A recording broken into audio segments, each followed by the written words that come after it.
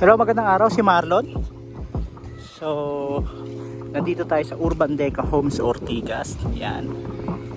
And pag-usapan natin ay yun, of course, regarding lagi sa ano to sa investment, sa properties. Yan.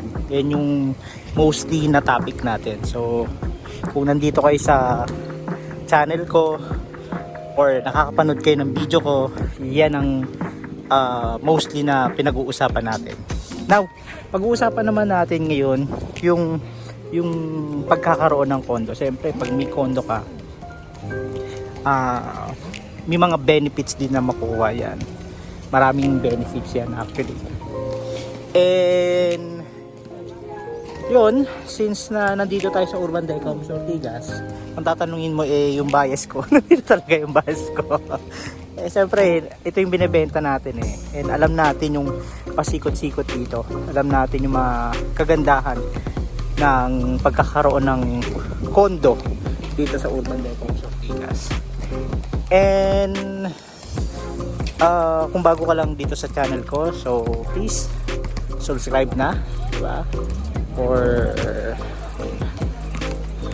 join na kayo sa akin para makapakinig ng regarding dito sa property and financing. Siyempre, pag-usapan din natin yan sa wealth generation. Pwede rin ating pag-usapan yan. So yun, ang napakaganda na project na to is maraming benefits. So pag-usapan natin yung isa lang, diba? Isa lang sa benefits. Now, ang kagandahan ng pagkakaroon or sabihin na natin pagkakaroon ng property dito sa Urban Deca Homes Ortigas is malapit ito sa mga kailangan natin, diba? Kasi usually ang mga condo kasi, ang isa sa mga benefits niya is parang community based yan may lahat na ng mga kailangan mo nandiyan na. Since na itong condo na to is the most affordable condo, one of the most affordable condo dito sa Metro Manila, ang benefits nito is, siyempre ito nakikita nyo po is gated community ito. Nandito tayo sa Lagoon. Ayan, Lagoon yan. Open space po ito na 1.3 hectares. Pero ang kagandahan dito sa condo na to is meron itong or malapit ito sa mga hospital. Diba? So, yan. Importante rin yan, lalo na kung halimbawa may mga emergency, halimbawa yung asawa mo is buntis, madali siyang ihatid sa ospital kung may anak na siya. Tapos ang isa sa kagandahan nito, ang isa sa malapit is Mission Hospital. Yan, hilera lang yan siguro. Kung kung sobrang emergency, wala pang 5 minutes nandun ka na sa Mission Hospital, diba? Pwede rin naman siyang lakarin. Sa tingin ko mga 3 to 5 minutes mabagal ka maglakad, pero kaya na yun, kaya nung lakarin yun. Pero kung sasakyan, mas mabilis pa doon dahil paglabas mo nga lang konting kembot lang, sabi nga nila is nandyan na yung Mission Hospital. So yan, at isa pa sa pinakamalaki na hospital na kahilera lang, ito is yung Medical City. Actually yung Medical City malapit na yan sa sa Meralco. Mga siguro kung traffic, sobrang traffic, depende kasi sa oras pag rush hour talaga hindi mo na anticipated kung ilang oras yung travel time pero kung halimbawa hindi naman sobrang traffic o wala talaga traffic, mga 15 minutes nandun ka na, no? So ganyan siya kabilis, ganyan siya kadaling puntahan. And speaking sa traffic, yan, gusto ko na rin pag-usapan yan kasi laging nagiging concern ng mga kliyente po natin yan. Dyan naman sa Ortigas traffic diba? Ang sagot naman natin dyan is una, siyempre kung nagkakaroon ng traffic, maraming sasakyan, diba? Yun ang case nun. Bakit maraming sasakyan? It's a sign of progress din po kung kung natatraffic kasi maraming sasakyan na dumadaan daanan talaga siya diba? And ang isa sa means of transportation natin dito sa Metro Manila is sasakyan talaga. Usually nga yung mga car owner dito, hindi lang naman isang sasakyan eh. Kasi possible may dalawa, tatlo, yun. Depende kasi nga may coding, kaya mas prefer nila na bumili pa ng isang sasakyan para sa coding. Pero siyempre may mga iba din na isa lang yung sasakyan. Now, natatraffic yan dahil naglalabasan nga yung mga sasakyan. And for sure, alam naman natin na hindi naman kontrolado po ito ng Urban Deca Homes Ortigas. This is a national road. Di ba?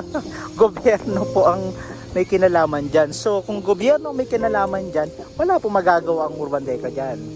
Di ba? Yung management. Kasi hindi naman nila kontrolado yan eh. At hindi rin naman sila pwede makialam dyan. Dahil gobyerno nga nagpapatakbo dyan.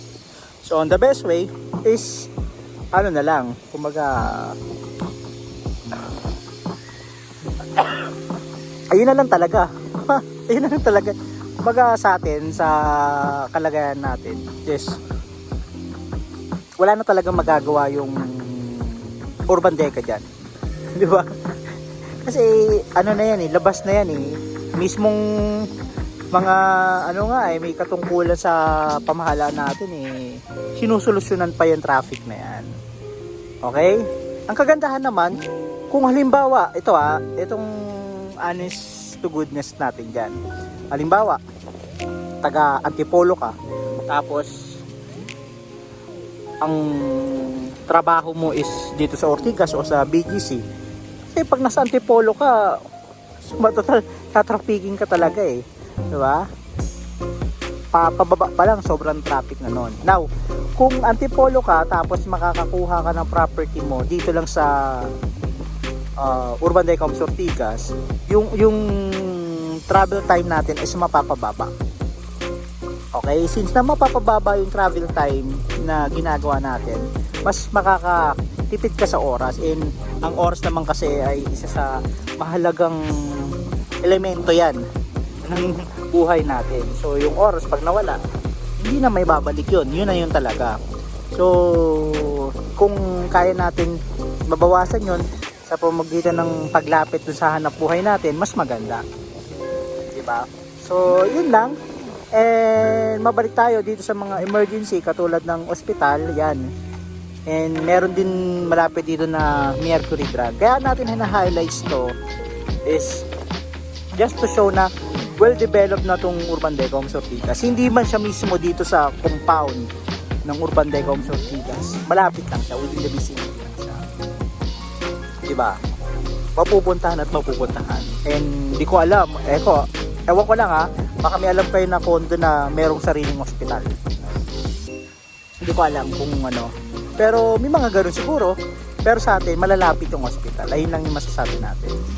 Diba? So nandito tayo sa napakagandang community ng Urban Deca Homes Ortigas. So yun. At bago tayo matapos dito sa pinag-uusapan natin, kung may mga kakilala po kayo na gustong kumuha ng property, able and qualified, yan pag-usapan natin ng able and qualified, yung kumikita ng 60,000 pataas kasi may gross monthly income siyang hinahanap sa financing.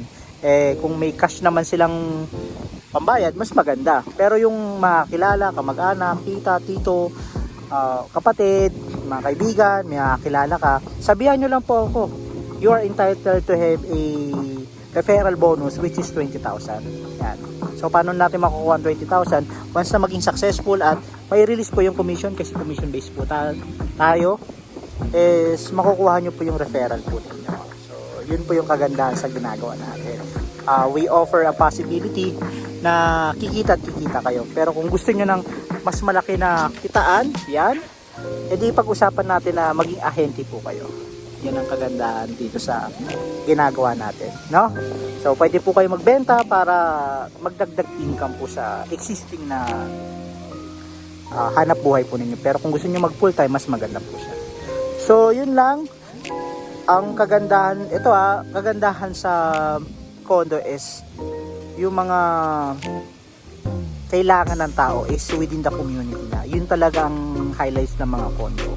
So, mamimili ka na lang kung anong preferred mo kasi hindi naman one fits all. So, ang may offer lang natin dito sa Urban Deca Homes Ortigas yung yun, may community na maayos, diba? Maganda ang community, tapos malapit sa hanap buhay. So, yun lang.